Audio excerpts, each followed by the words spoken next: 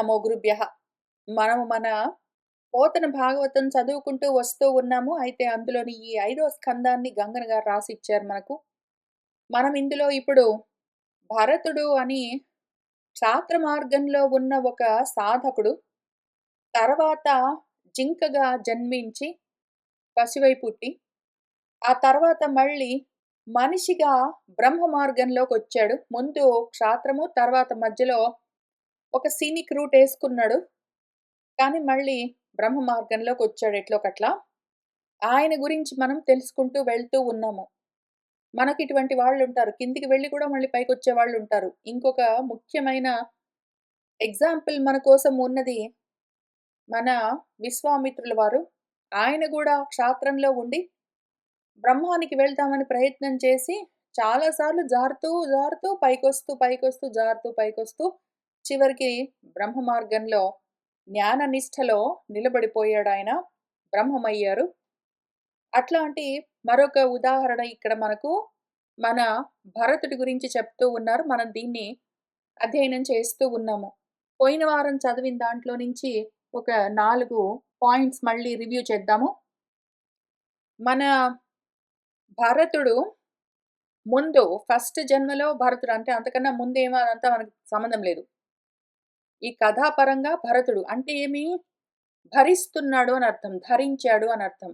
ఏవి ధరిస్తాడు ఎవడైనా? కర్మలను ధరిస్తారు. కర్మల కోసమే జన్మలను ధరిస్తారు. కాబట్టి ఆయన భరించిందేమి? కర్మలను భరిస్తున్నాడు గాబట్టి, భారాలను భరిస్తున్నాడు గాబట్టి ఆయన పేరు భరతుడు. భారాలను భరించడం వల్ల ఆయన భరతుడయ్యాడు. ఇప్పుడు ఏమి భారాలు అంటే, ధర్మాధర్మాలే మనకున్న భారాలు. అధర్మం చెయ్యరాదు నిషేధం. ధర్మము ఆచరించాలి విధి అని చెప్తారు. నువ్వు ధర్మాన్ని ఆచరించావనుకో, ఇది నీ విధి. నువ్వు ఈ విధంగా ఈ కర్మను ఆచరించావంటే, దానివల్ల నీకు పుణ్యం కలుగుతుంది. దానివల్ల నీకు స్వర్గాది లోకాలొస్తాయి. ఇదిగో ఇది నిషేధము. వద్దు చెయ్యకు. చేశావంటే, దీనివల్ల పాపం కలుగుతుంది. అది అధర్మం. దాంతో నీకు నరకాది లోకాలొస్తాయి. పతనమైపోతావు అని చెప్తారు. ఈ రకంగా విధి నిషేధాలతో కూడిన ధర్మ, అధర్మాలు అన్న పేరున్న ఏ కర్మలున్నాయో అవన్నీ ఎవరికి చెప్తారు? ఎవరైతే కర్మ మార్గంలో ఉంటారో వాళ్ళ కోసం చెప్తారు. అందుకోసమే మన భగవద్గీతలో కర్మణ్యేవ అధికారః తే అని చెప్పారు. కర్మాధికారం ఉన్నవాళ్ళు, కర్మల్లో అధికారం ఉన్నవాళ్ళు, కర్మల మీద పనులు చెయ్యాలి, ఏదో ఒకటి చెయ్యాలి అనే మనసున్నవాళ్ళు, ఆ కర్మనిష్టలో ఉన్న వాళ్ళ కోసము చేసే కర్మలు నీ ఇష్టం వచ్చినట్టు ఎట్టోకట్ట చెయ్యకు, నశిస్తావు. చేస్తున్న కర్మలను ధర్మంగా చెయ్యి, అధర్మ కర్మలు చెయ్యకు, పతనమవుతావు.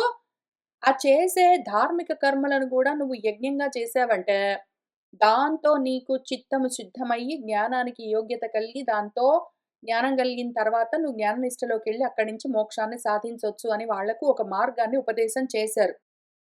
అది వాళ్ళ కోసం చెప్పిన ఉపాయము. ఆ విధంగా అటువంటి కర్మనిష్టలో ఉన్నాడు ఒకానొక సమయంలో మన సాధకుడు. అప్పుడు వాడి పేరు భరతుడు.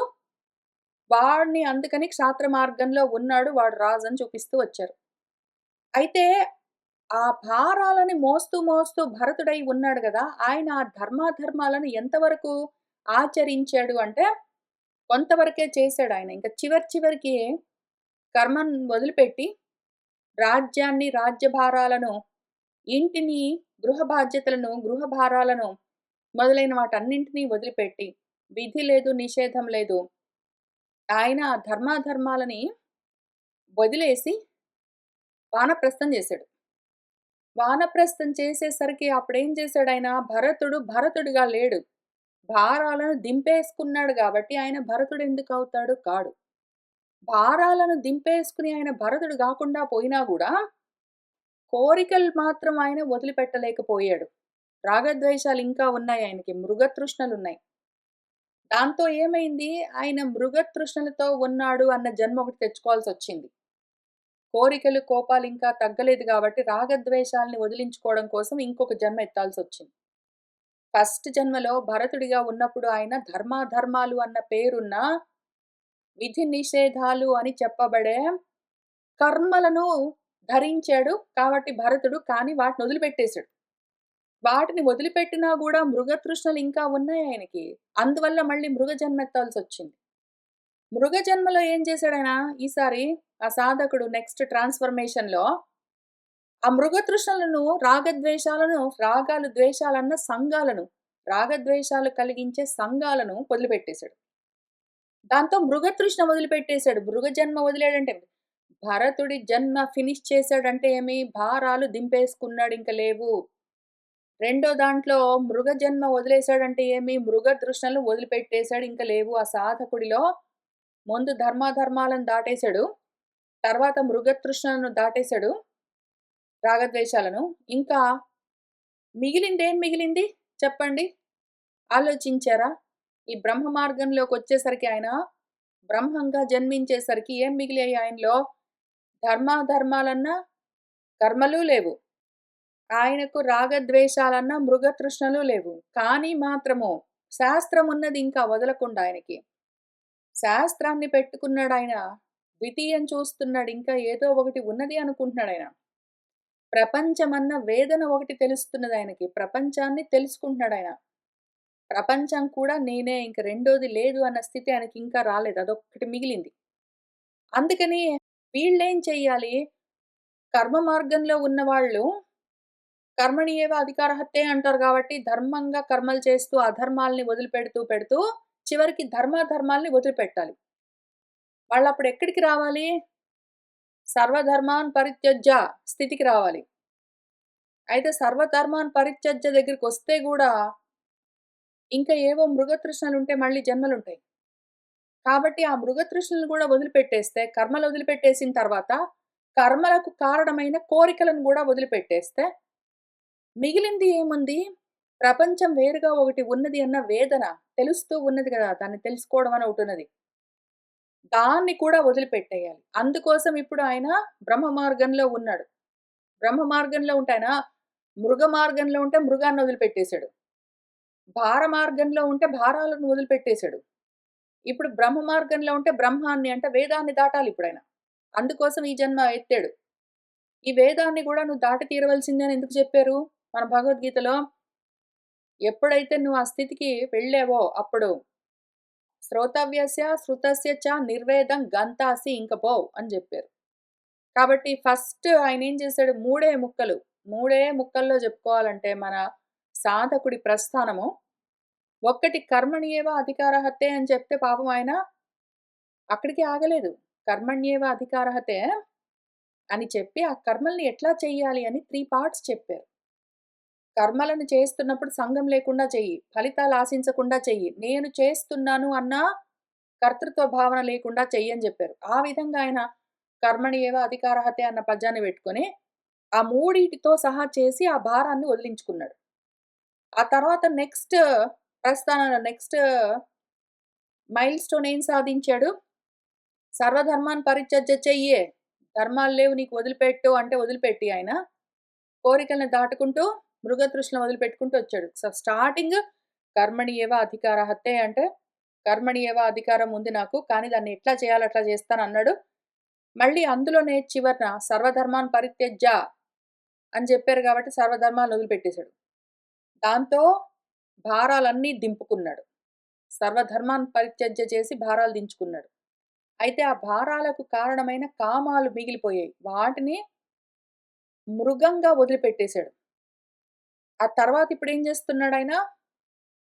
నిర్వేదం గంతాసి అటువంటి స్థితికి వెళ్ళాలి అని చెప్పారు గాబట్టి, ఆయన నిర్వేదము, వేదాన్ని దాటుతున్నాడు. వేదాన్ని దాటాలి అందుకే బ్రహ్మము కొచ్చాడు గాబట్టి, వేదాన్ని దాటితే ఏం చేస్తున్నాడు మనవాడు? వాళ్ళ నాన్న ఎంత జెప్పినా సరే అసమీచీనంగా జేస్తాడు. మనసక్కడ పెట్టుకోడు. ఆయనకవసరం లేదు. వాళ్ళ నాన్న పాపము అరే! మన పిల్లవాడే, వాడేమైపోతాడు, చెడిపోతాడు. అయ్యయ్యో! వీడీ కాస్త గూడా ఏమీ జేయకుండా గూర్చున్నాడంటే, మనం చిన్న పిల్లవాడు ఎందుకు గాకుండా పోతాడే, వాడికి చదువు లేకుండా ఉన్నాడు, పిచ్చివాడిలాగా అట్ట పడున్నాడు అని పాపము వాళ్ళ నాన్న ఈ రీతిగా కొడుకుకు చెప్పగలిగినవన్నీ చెప్తూ పుత్రోత్సాహంతో వాత్సల్యంతో ఆయన ఎంత చెప్పినా సరే.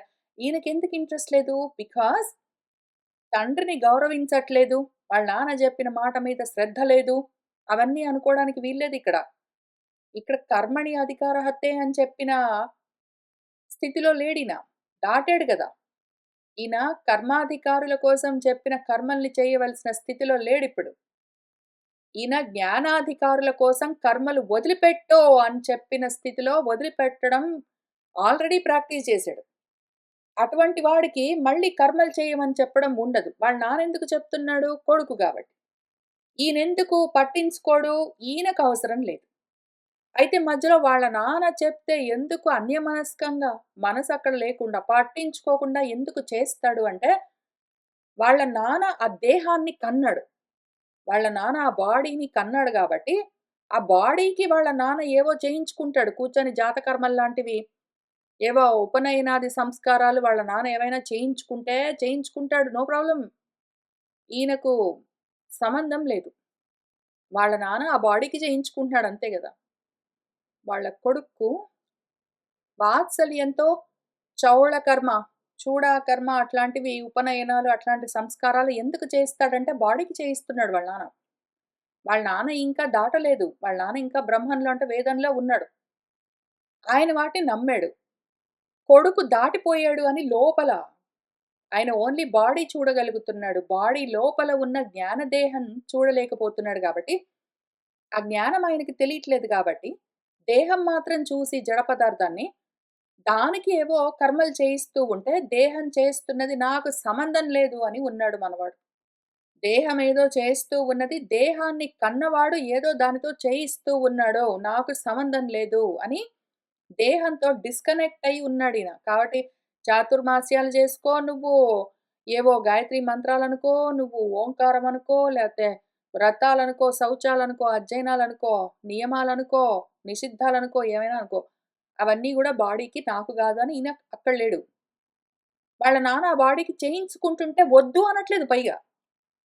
వాళ్ళ నాన్న ఆ బాడీ తోటి ఏవో చేయిస్తూ ఉంటే, బాడీకి ఉపనయనాలు చేసి, ఆ బాడీకి ఓంకారాలన్నీ నేర్పించి, ఆ బాడీతో వేదాలన్నీ చదివించి, ఆ బాడీని కూర్చోబెట్టి, వ్రతాలన్నీ చేయించి, ఆ బాడీని కూర్చోబెట్టి, శౌచాలు, అధ్యయనాలన్నీ చేయిస్తే, ఆ బాడీ చేసుకుంటుంది. ఈయనకు సంబంధం లేదు. ఈయనకు అవసరం లేదు. ఎందుకు ఈయన దాన్ని వదలాలి. లేకపోతే అక్కడొచ్చి ఇరుక్కుంటాడు. నిర్వేదం గంతాసి అన్న స్థితికి ఎప్పుడు వెళ్తాడాయన మరి? ఇట్లానే ఇవన్నీ చేసుకుంటూ కూర్చుంటే. కానీ ఆ బాడీని పెట్టుకుని వాళ్ళ నాన్న కన్నాడు కాబట్టి, ఆ బాడీతోటి ఏదో చేసుకుంటూ కూర్చుంటే, "వద్దు, నేను చెయ్యను, నాకు సంబంధం లేదు, అసలు నేను జ్ఞానిని, జ్ఞానులకి ఇవన్నీ అక్కర్లేదు" అని ఈయన చెప్పడానికి వీల్లేదు. బికాజ్ నాకు వద్దు అన్న పట్టుదల ఉంటే గూడా మళ్ళీ పట్టు. అది గూడా ముక్తి గాదు. మోక్షం కుదరదు. వద్దు అన్న పట్టుదల గూడా పట్టుకుంటుంది, బంధిస్తుంది. కాబట్టి నాకు వద్దు అని గూడా ఆయన అడగట్లేదు. ఆయనకు కావాలి అని గూడా అడగట్లేదు. అనడు, పట్టించుకోడు, అనడు, ఆ అనడు. బాడీతోటి వాళ్ళ నాన్న ఏదో చేయించుకుంటుంటే వద్దు అన్నాడనుకోండి, బాడీతో సంఘం పెట్టుకుంటాడింక అప్పుడు కూర్చొని. ఇంక బాడీ ఆ దేహమే నేను అనుకున్నాడంటే ఇంక వాడు ఎక్కడి నుంచి ఎక్కడికి పోతాడు? బ్రహ్మ మార్గంలో లేడు. మళ్ళీ పైకెళ్ళి జ్ఞాన మార్గం నుంచి జారి మన కర్మ మార్గంలో చేరతాడు. కాబట్టి బాడీతో వాళ్ళ నాన్న ఏదో చేయించుకుంటుంటే ఈయన చప్పుడు చేయట్లే, పట్టించుకోవట్లేదు అంతే లోపల నుంచి. లోపలున్నాడు ఈయన క్వైట్‌గా. బయట దేహంతో వాళ్ళ నాన్న ఏదో చేయించుకుంటున్నాడు. అట్లా ఉంది పరిస్థితి. అట్లా ఉంది పరిస్థితి కాబట్టి, ఏది ఎవరికి చెప్తున్నారో చూసుకొని చేసుకోవాలి. ఒకవేళ వాళ్ళు కర్మ మార్గంలో ఉన్నారు, కర్మల మీద, పనుల మీద ఇంట్రెస్ట్ ఉన్నది అంటే, కర్మణి ఏవ అధికారహత్తే అని ఏది చెప్పారో అక్కడి నుంచి మొదలుపెట్టి, కర్మల్ని ఎట్లా చెయ్యాలి అని మన భగవంతుడు భగవద్గీతలో చెప్పిన చాప్టర్స్ అన్నీ చదువుకుంటూ అట్లా నియమంగా చేస్తూ వెళ్ళి, ఒకానొక సమయంలో చిత్తశుద్ధి కలుగుతూ ఉండగా, సర్వధర్మాన్ పరిత్యజ్య అని చెప్పారు గదా! ఆ స్థితికి చేరుకోవాలి. అది కర్మ మార్గంలో ఉన్నవాళ్ళు చూడవలసి ఉన్న విషయము. వాళ్ళు కర్మ మార్గంలో ఉన్నవాళ్ళు సడెన్‌గా ఇక్కడికొచ్చి కూర్చొనే, ఈయన జేయలేదు గదా! మేము గూడా జెయ్యము. ఆయన అసమీచీనంగా జేస్తున్నాడు. ఆయన పట్టించుకోవట్లేదు. వాళ్ళ నాన్న చెప్పినా నేర్చుకోవట్లేదు. మర్చిపోతున్నాడు. మంత్రమే జ్ఞాపకం ఉండట్లేదు. కాబట్టి మేము గూడా ఇట్లానే ఉంటాం అనుకోరాదు. మీరు కర్మ మార్గంలో ఉంటే ఇట్లా అశ్రద్ధగా చేయడానికి వీల్లేదు. మీరు కర్మ మార్గంలో ఉన్నారు. మనసు ఇంకా కర్మల్లో ఉన్నది అంటే శ్రద్ధగా చేయాలి. కూర్చో, గాయత్రి మంత్రాన్ని అధ్యయనం చెయ్యి, కూర్చో వేదాల అధ్యయనం చెయ్యి, శాస్త్రాలు చదువు, స్వాధ్యాయం చెయ్యి, ప్రవచనం చెయ్యి, లోకాచారాలన్నీ పాటించు, వ్రతాలు నియమంగా చెయ్యి, శౌచాలు పాటించు, ధృతితో ఉండు. ఏమేమి చెప్పారో అన్నిటినీ శ్రద్ధగా, ధర్మంగా, ఆ కర్మలన్నింటినీ నియమంగా చేస్తూ ఉండు. తప్పించుకోవడానికి వీల్లేదు. ఎందుకు? నీకు ఇంకా కర్మలోనే అధికారం ఉన్నది. ఒకవేళ కర్మలో అధికారం ఉన్న నువ్వు జ్ఞానం ఇంకా కలక్కన్నా ముందే కర్మల్ని వదిలిపెట్టేశావంటే, పని మానేశావంటే, చిత్తశుద్ధి కోసం చేయవలసినవి అని మన వాళ్ళు మనకేమి చెప్పారో నియమాలు, విధులు, వాటిని చేయకుండా మానేస్తావు. జ్ఞానం ఇంకా కలగలేదు అంటే ఏమైపోతావు? కర్మ లేకుండా, జ్ఞానం లేకుండా 2 మార్గాల్లో నుంచి భ్రష్టుడివైపోతావు. ఉభయ భ్రష్టత్వం అని చెప్తారు దాన్నే. కాబట్టి ఒకవేళ నువ్వు నిజంగా జ్ఞాన నిష్టలో ఉన్నావు అంటే నీకొకటి చెప్పవలసిన పని లేదు. ఇప్పుడు ఈయనలాగానే ఆ కర్మలు తగులుకొని కూడా తగులుకోవు. బయటి వాళ్ళు ఎంత అంటించడానికి ట్రై చేసినా సరే ఆ బాడీకి ఆ కర్మల్ని, లోపల నుంచి అవి తగులుకోవు. జ్ఞాన నిష్టలో ఉన్న వాళ్ళకి అది ఆటోమేటిక్‌గా లోపల నుంచి జరిగే పద్ధతి. వాళ్ళకి తెలుస్తుంది. వాళ్ళప్పుడు చెయ్యమన్నా గూడా శరీరం చేస్తుంటే చూస్తూ కూర్చుంటారు. లోపలున్న వాళ్ళు చెయ్యరు. చేస్తున్నాను అనుకోరు. వాళ్ళని చూసుకుని పులిని చూసి నక్కవాతలు పెట్టుకున్నట్టు జ్ఞానం ఇంకా కలక్కన్నా ముందే కర్మలు మానేసుకుని కూర్చుంటే జారిపోతారు, నశిస్తారు. కర్మ మార్గంలోనే ఉన్నారు అంటే అక్కడే ఉండకుండా జ్ఞాన మార్గానికి వెళ్ళడం కోసం కర్మణ్యేవ అధికారహతే నుంచి సర్వధర్మాన్ పరిత్యజ్య వరకు ప్రస్థానం చేయవలసిందే కర్మ మార్గంలో ఉన్నవాళ్ళు. ఎప్పుడైతే వాళ్ళు సర్వధర్మాన్ని పరిత్యజ్య చేసిన తర్వాత గూడా ఇంకా కొంచెం గ్యాప్ ఉంది మళ్ళీ. ఆ కర్మలకు కారణమైన కామాలేవున్నాయో వాటిని గూడా ఆ మృగతృష్ణలనన్నింటిని వదిలించుకున్న తర్వాతే వాళ్ళు యాక్చువల్‌గా జ్ఞాననిష్టలోకొచ్చి కూర్చున్నప్పుడు నిర్వేదం పొందొచ్చు వాళ్ళు. వేదాల్ని దాటొచ్చు. ఇంకా అప్పుడు సర్వతః సంప్లుతోదకే మొత్తం అన్ని వైపులా నీళ్ళే ఉంటే ఒక చిన్న నీటి గుంట కోసం ఎవరు చూస్తారు? ఉన్నదంతా బ్రహ్మమే అయితే బ్రహ్మాన్ని అంటే వేదాన్ని పట్టుకొని ఎవడు కూర్చుంటాడు? అని చెప్పిందెవరికి? జ్ఞాన మార్గంలో ఇంక చివరగా ఉన్న వాళ్ళ కోసము. నిర్వేదం పొందిన వాళ్ళ కోసము. కర్మల్లో ఉన్న వాళ్ళ కోసం కాదు. ఎవరెక్కడున్నారో జాగ్రత్తగా చూసుకోవాలి. మరి నాకు తెలియట్లేదు నేనెక్కడున్నానో నాకు తెలియట్లేదు అని అనుమానం వచ్చిందంటే మాత్రం మీరు గ్యారంటీగా కర్మ మార్గంలో ఉన్నారు. మీరొకవేళ జ్ఞాన మార్గంలో ఉంటే మీకెక్కడ ఉన్నారో మీరు ఆ విషయం క్లియర్‌గా తెలుస్తుంది. మీరొకవేళ జ్ఞాన మార్గంలో ఉన్నారు అంటే మీరెక్కడున్నారో మీకు తెలుస్తుంది. ఒకటి చెప్పవలసిన పని లేదు. మీరొకవేళ నాకు కర్మలు చేయాలంటే ఇంట్రెస్ట్ ఉన్నది అని తెలుసుకున్నా, లేదా నేనెక్కడున్నానో నాకు తెలియట్లేదు అన్నా, ఆ 2 స్థితుల్లో నాది కర్మ మార్గమో, జ్ఞాన మార్గమో తెలియట్లేదండి అని అనుమానం కలిగింది అంటే జ్ఞానం ఇంకా కలగలేదు అని అర్థం. కాబట్టి కర్మ మార్గమే అని తెలుసుకోవచ్చు. లేదా డైరెక్ట్‌గా కర్మలంటే ఇంట్రెస్ట్ ఉంటే ఇంక అదే చేసుకుంటూ కూర్చోవచ్చు. అదే చేసుకుంటూ ఎట్లా? సర్వధర్మాన్ పరిత్యజ్య అన్న స్థితికి చేరడం కోసం వెళ్ళాలి. కాబట్టి మన సాధకుడి ప్రస్థానాన్ని బెట్టి 3 స్టెప్స్‌లో ఎట్లా మైల్ స్టోన్స్ దాటుతున్నాడు అని మన గురువుగారు మనకు నేర్పిస్తూ వస్తూ ఉన్నారు. తెలుసుకుని చేయాలి ఈ 4 పాయింట్స్. ఒకటి, వాళ్ళ నాన్న చేయిస్తుంటే ఈయన పట్టించుకోవట్లేదు ఎందుకు? అశ్రద్ధ, నిర్లక్ష్యము, వాళ్ళ నాన్నంటే అంత చులకన, గౌరవం లేదు అవని అనుకోరాదు. ఆయన ఎందుకు చేస్తున్నాడో తెలుసుకోవాలి. 2, ఆత్మజ్ఞానం కలిగితే కర్మలు జారుతాయి. అంతవరకు శ్రద్ధగా కర్మలు చేస్తూ ఉండాలి. లేకపోతే 2 విధాలుగా జారిపోతారు. ఉభయ భ్రష్టత్వం. మనము అటువంటి స్థితికి వెళ్ళరాదు. అజ్ఞానంతో, బద్ధకంతో, తమోగుణంతో కర్మలు మానుకోరాదు. ఎప్పుడైతే జ్ఞానం కలుగుతుందో అప్పుడు కర్మలు అవే జారుతాయి. అది వేరే విషయం. మూడోది, మనవాడు భరతుడు భారాలు భరించి వాటిని దించుకుని, తర్వాత మృగతృష్ణల వెంట పరిగెడుతున్న మనస్సుని నియంత్రించి, ఆ మృగత్వాన్ని వదిలించుకుని, తర్వాత బ్రహ్మంలోకొచ్చి వేదాన్ని దాటుతూ ఉన్నాడు అని ఆ ప్రోగ్రెస్‌ని జాగ్రత్తగా అర్థం జేసుకోవాలి. మనం ఎక్కడున్నామో మన స్టేట్ మనకు తెలియాలి. ఆ ట్రాన్సిషన్ అంతా చూసుకోవాలి. 4, మన శాస్త్రము కర్మలెవరికి చెప్పింది, జ్ఞానం ఎవరికి చెప్పింది, నేనెక్కడున్నాను అని మనకు క్లారిటీ ఉండాలి. ఈ 4 విషయాల్ని ముఖ్యంగా చాలా ఫోకస్డ్‌గా మనము అధ్యయనం చేయవలసి ఉంది ఈ సెక్షన్‌లో. ఈ ప్రకరణంలో, ఈ ఆఖ్యానం ద్వారా మనకు మన వ్యాసుల వారు ఆయన చెప్పిన విషయాన్ని గంగన గారు తెలుగులో అనువాదం చేసి మనకు నేర్పిస్తున్నదేమి అంటే, ఈ 4 విషయాలు మనకి ఈ పాటికి తెలుస్తూ ఉండాలి క్లియర్‌గా దేని పాటికది. ఇంతకీ మనవాడు అట్లా ఉన్నాడు. ఇంక ఇక్కడి నుంచి కొంచెం కథ చూద్దాము. ఆ తర్వాత మళ్ళీ అవసరమైన చోట ఆగి విచారణ చేద్దాము. వాళ్ళ కొడుక్కేదో నేర్పిస్తూ ఉన్నాడు. వాళ్ళ కొడుకు పట్టించుకోడు. ఈలోగా ఆయన అదే చింత బెట్టుకుని చనిపోయాడు.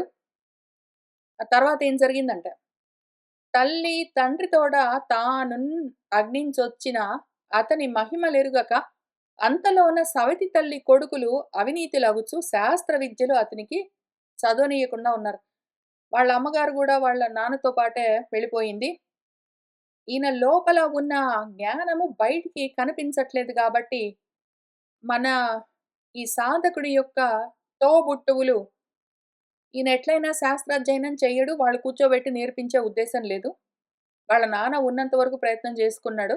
ఆయన వెళ్ళిపోయాక వీళ్ళు ఇంక దాన్ని పక్కన బెట్టి కొడుకుకు అంటే ఈయనకు వాళ్ళ తమ్ముడికి వాళ్ళేదో ఇంట్లో పనులు చెప్తూ ఉన్నారు. ఇట్లు బ్రాహ్మణ కుమారుని సవతి తల్లి కొడుకులు వేద విద్య వలనను బాపి గృహ కర్మములను అతనిని నియమించిన. అతను వేద విద్యలన్నీ కూర్చోబెట్టి నేర్పించేందుకు ఎవరికి ఓపికున్నది, ఈయనకి ఇంట్రెస్ట్ గూడా లేదు పైగా. అందుకే ఈయనను ఇంట్లో పనులు చేయమని చెప్తూ ఉన్నారు. ఆ పనిలో నియమిస్తున్నారు. పని చెప్తే బాడీ చేస్తుంటుంది. ఈయన చూస్తుంటాడు. నేను పని చెయ్యను అని గూడా అనడు. నేను ఈ పని చేస్తాను అని గూడా అనడు. నేను ఈ పని చేస్తాను అని దేహంతో కర్మలు పట్టుకుంటే అది పట్టు, మళ్ళీ బంధం. నేను ఈ దేహంతో ఈ కర్మలు చెయ్యను అంటే అది గూడా మళ్ళీ పట్టు, అది గూడా బంధం. ఆ దేహం చేస్తుంటే ఈయన పట్టించుకోడు అంతే. దేహానికి ధర్మాలుంటాయి. సర్వధర్మాన్ మళ్ళీ ఇంకొక ముఖ్యమైన విషయం. సర్వధర్మాన్ పరిత్యజ్య అన్నప్పుడు సర్వధర్మాలను వదిలిపెట్టు అంటే, దేహానికి ఉన్న కర్మలు, ధర్మాలుంటాయి. కంటికి చూడ్డం అన్న ధర్మం, శరీరానికి వార్ధక్యం, జర, మరణము, ఏదో అట్లానే నిద్ర, ప్రాణానికి ఆకలి, దాహము, ఇట్లా దేని ధర్మం దానికుంటుంది. అవన్నీ బలవంతంగా మనం ఆపడానికి ట్రై చేయరాదు. సర్వధర్మాలను పరిత్యాగం చెయ్యి అని చెప్పారు కాబట్టి భగవంతుడు, మొత్తం ధర్మాలు, ప్రతి కర్మ, అన్నం తినడం, బాత్రూమ్‌కెళ్ళడం, నిద్రపోవడం, మాట్లాడడం అన్నీ మానుకుంటాను అని ప్రయత్నం చేశారనుకోండి, చెయ్యండి మీ ఇష్టం కానీ, ఆ దేహంతోటి నేను చెయ్యను. కళ్ళకి గంతలు కట్టుకుంటాను, చెవుల్లో దూదులు పెట్టుకుంటాను, నోరు కట్టేసుకుంటాను, బాత్రూమ్ గూడా ఎళ్ళకుండా ఇంకేమైనా కట్టేసుకునే అవకాశం ఉంటే చేస్తాను. నిద్రపోను. శరీరానికి గూడా ముసలితనం రాకుండా జూస్తాను. ఎట్లా జేస్తావు? ఏదో ఒకటి. గుండె కొట్టుకోకుండా చూడగలవా? ఇవన్నీ చేస్తాను, చేస్తాను అనుకున్నావంటే, ఆ దేహం నేను, నేను అనుకుంటున్నావు. ఇంకా దేహంలో నుంచి నువ్వు బయటపడేది లేదు. ఆ దేహం నేనన్న భావనతో ఉన్నావు గాబట్టి, దేహం పోతే నువ్వు గూడా పోయాననుకుంటావు. ఆ విధంగా నశిస్తావు. కాబట్టి దేహానికున్న ధర్మాలను ఆపడానికి ట్రై చేయడం గాదు. మనసుకి, బుద్ధికి, మిగిలిన ఇంద్రియాలకు, దేహానికి, ప్రాణానికి వాటి వాటి ధర్మాలు వాటికుంటాయి. ఆ ధర్మాలను అవి చేసుకుంటూ ఉంటాయి. అవి నా ధర్మాలు కాదు అని వదిలిపెట్టడము, సర్వధర్మాలను పరిత్యాగం చేయడము. అందుకనే మధ్యలో కర్మణ్యేవ అధికారః తే దగ్గర నుంచి సర్వధర్మాన్ పరిత్యజ్య అన్న అల్టిమేటం వరకు మధ్యలో ఎక్కడి నుంచి తీసుకొని వెళ్లారు మన గురువుగారు? అదే పనిగా కూర్చోబెట్టి కర్మలంటే ఏంటో, అకర్మలంటే ఏంటో, దేహానికుండే కర్మలు, ధర్మాలంటే ఏంటో, ఆత్మకు ఏ కర్మ లేకపోవడం అంటే అకర్మ అన్నదేంటో అని ఎక్స్‌ప్లెయిన్ చేశారు పాపం ఆయన ఎంతో దయతో. కాబట్టి దేహానికున్న ధర్మాలన్నీ నావే అని అనుకున్నావంటే, ఇంక సర్వధర్మాలని కాదు అసలు ఏ ధర్మాన్ని నువ్వు వదిలిపెట్టలేవు. దేహ ధర్మాలు, దేహ మనో ప్రాణాలకున్న ధర్మాలు ఏవి నాకు సంబంధించినవి గావు అవన్నీ ఉపాధి ధర్మాలు మనకు గాదు. అన్న స్థితికి నువ్వు చేరితే దాని పేరు సర్వధర్మాలను పరిత్యాగం చేసి దాటడం అని అర్థం. కాబట్టి మనవాడు శరీరం చేస్తుంటే నేను చేస్తున్నాను అనుకోడు. శరీరముతో గూడా నేను పని చేయించను. ఎందుకు అంటే అది నా ధర్మం గాదు అనుకోడు. శరీరంతో సంబంధమే లేదు. శరీరానికున్న ధర్మాధర్మాలుతో ఈయనకు సంబంధం లేదు. అందుకని మనవాడు అట్లా ఉన్నాడు హ్యాపీగా లోపల. లోపలున్నాడు. గూట్లో కూర్చున్నట్టు లోపల కూర్చున్నాడు ఆయన జ్ఞాన దీపంగా. ఆ దేహమేమో కుండ. ఆ చిల్లులున్న కుండ ఏదున్నదో రంధ్రాలతో ఉన్న ఘటము, అది ఆ దేహము. 9 రంధ్రాలతో ఉన్న ఘటము, ఆ దేహము. అందులో జ్ఞాన జ్యోతిన. లోపల కూర్చున్నాడు. ఆ కుండ లోపల కూర్చున్నాడు. కుండ ఏదో చేస్తుంటే చూస్తుంటాడంతే. ఊరికనే. ఆయన ఉన్నాడు గాబట్టి, లోపల ఆయన జ్ఞానంగా ఉన్నాడు గాబట్టి, ఆత్మగా ఉన్నాడు గాబట్టి, ఆ కుండ ఉన్నది, అది నడుస్తున్నది. మంచి ధరణీసురోత్తముడు తాను అరుదుగా తమవారు చెప్పినవి ఎల్లను ఏమరక అందున్ ప్రీతి కూడా చెయ్యకుండా నిరతము గృహకర్మము అట్లు నెరపుచును ఉండెను. మన ధరణీసురోత్తముడు, మన బ్రాహ్మడు తాను అరుదుగా అసలింతకు ముందెప్పుడు చూడలే ఇట్లా, ఈ రకంగా అపూర్వంగా అని చెప్తున్నారు తెలుగులో. తమవారు చెప్పినవి ఎల్లను ఆ కుండకు సంబంధించిన బంధువులు ఏదో చెప్తూ ఉంటే మొత్తం ఆ కుండ ఏదో జేస్తుంటే, ఏమరక ఉంటాడు. లోపల ప్రమత్తత లేకుండా, ఏ ప్రమాదము లేకుండా అప్రమత్తంగా అలర్ట్‌గా ఉన్నాడు లోపల. ఆ బయట కుండతో జరుగుతూ ఉన్న కర్మలేవున్నాయో అందులో ప్రీతి చెయ్యక, వాటిలో ఇంట్రెస్ట్ కూడా లేదు. ప్రీతి లేదు, అప్రీతి లేదు, ఇష్టము లేదు, కష్టము లేదు. నిరతము ఆ విధంగా గృహ కర్మలను చేస్తూ ఉన్నట్టుగా నెరపుచ్చును ఉండెను. ఇట్లు గృహ కర్మ ప్రవర్తనుండగుచునుండన్ మూడులగు ద్విపాత్ పశువులచే ఉన్మత్త జడ బధిరయని ఆహూయమానుండగునప్పుడు తదనురూపంబులగు సంభాషణములను నడుచుచు పరేచ్ఛా యదృచ్ఛలం చేసి విష్టి వేతన యాంఛాదుల వలన నియుక్త కర్మములను ప్రవర్తించుతూ ఉండెను. గృహ కర్మల్లో ఇంట్లో ఏవో పనులు చెప్తూ చేస్తున్నాడు. అట్లా ఉంటే వాళ్ళు మూర్ఖులు. ఎందుకు కనిపెట్టలేకపోతున్నారు. జ్ఞానాన్ని చూడలేకపోతున్నారు ఆయన బంధువులు. ఆయన అన్నలు, ఆయన మిగిలిన వాళ్ళందరూ ఆయన చుట్టూ ఉన్న వాళ్ళు కనిపెట్టలేక పశువులు వాళ్ళు ఎందుకు పాశాలతో బద్ధులై ఉన్నారు. ఆయనకి వాళ్ళతో బంధమేమి? ఆ పాశము. దేహబంధం ఒకటున్నదంతే. ఆ కుండకు మిగిలిన కుండలతో కనెక్షన్ ఉందంతే. ఎందుకంటే దేహం, ఆ దేహాల్లో నుంచి అక్కడ ఆ సమూహంలో నుంచి వచ్చింది గాబట్టి, అదే మట్టిలో నుంచి ఈ రూపం ఒకటొచ్చింది గాబట్టి, వాళ్ళు పాశాలకు బద్ధులై ఉన్నారు మా తమ్ముడు కదా అని ఉన్నారు. అయితే కానీ పశువులనగానే 4 కాళ్ళ పశువులనుకుంటారు గాబట్టి ఎందుకైనా మంచిదని క్లారిఫై చేస్తూ ద్విపాత్ అంటున్నారు. పశువు అంటే పాశాలకు బద్ధుడై ఉన్నది ఏదైనా సరే. ఈయన పాశాలన్నీ దాటాడు. ఈయన సంఘం ఎప్పుడో వదిలిపెట్టాడు. పాశాలు దాటాడు. ఈయన పశుపతి అయ్యాడు. వాళ్ళేమో పశువుల్లాగానే ఉన్నారు పాపము. ఎందుకు పాశాలకు బద్ధులై. పశువులు అనగానే యానిమల్స్ అని ఆటోమేటిక్‌గా ట్రాన్స్‌లేట్ చేసుకోరాదు. పశువులు అంటే పాశానికి బద్ధమై ఉన్నది పశువు. వీళ్ళు మోహపాశాలు, కర్మపాశాలు, దేహపాశాలు అని 3 రకాల పాశాలకు తగులుకుని ఉన్నారు. మోహపాశాలు అంటే ధర్మాధర్మ విచక్షణ లేకపోవడం మోహం. శారీరకమైన ధర్మాలన్నీ నా ధర్మాలు అని అనుకోవడము. నా ధర్మం ఏమి? నాకేమి కర్మలు లేకపోవడం నా ధర్మం అని ఆత్మధర్మాలను తెలుసుకోలేక వాటిని శరీరం ఎప్పుడూ అట్లానే ఉండేట్టుగా, అది చావకుండా ఉండేట్టుగా అని ట్రై చేయడము. ఈ రకంగా మేధావత్తిక ధర్మాల్ని పట్టుకొని ఉండటం ఏదున్నదో దాని పేరు మోహము. ఏది నా ధర్మము, ఏది నా ధర్మం కాదు. ఏది దేహ మనో ప్రాణ ధర్మము, ఏది నాది గాదు అని తెలుసుకోవడం రాకపోవడము, అటునుంచి ఇటు, ఇటునుంచి అటు అధర్మాన్ని ధర్మంగా, ధర్మాన్ని అధర్మంగా పట్టుకోవడం ఏదున్నదో దాని పేరు మోహం. ఆ తర్వాత కర్మ.